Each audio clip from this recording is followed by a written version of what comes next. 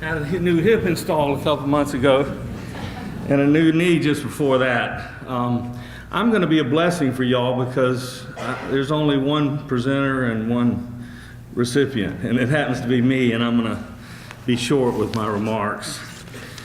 Thank you for all, David Wyatt and your committee for honoring Granddaddy. He was a character. He was always a loving man to me. Set a good example for me.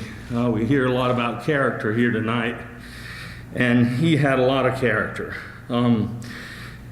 Granddaddy was the third, David Gardiner Phillips the third. The first two were ARP preachers. Anybody know what an ARP is?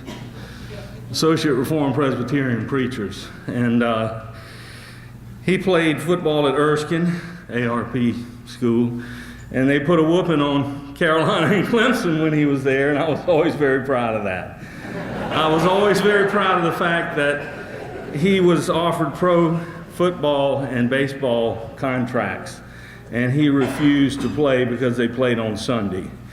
And it used to break my heart. I used to say, but Granddaddy, I could be watching you on TV. And he said, son, there's a lot more important things than you're going to see on TV. And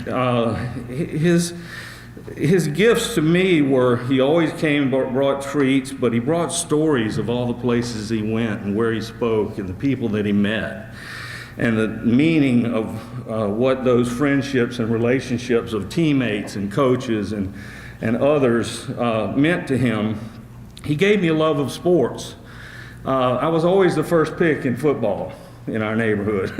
And I was just like Fat Albert. It was a touchdown every time. Here we go. Come on. Big Phil's going down the field. And now I'm having all the aches and pains and replacing all the hips and joints, but we had a good time. He gave me a good name, and I really mean a good name, because as I went around the Southeast traveling with my work, if I'd say my name, they'd say, well, you're not kin to Dode Phillips, are you? And to have Steve lift up my granddaddy's name, it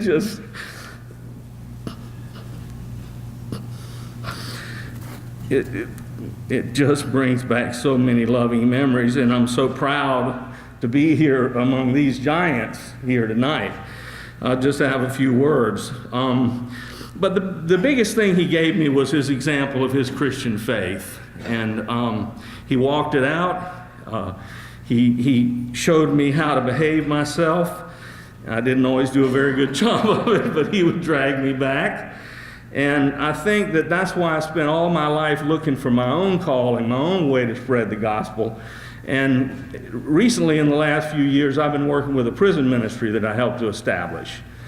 And we make sure that when people come out of SCDC, they have a job, they have a church to associate with, they have a mentor, and we have a home with a good supportive environment. We drive them to work, we come pick them up. If there's a problem with management, we help solve it. But what I want to say to you here tonight is that I think all of you great men accomplished so much because of the faith that you have. I heard everybody mention their faith.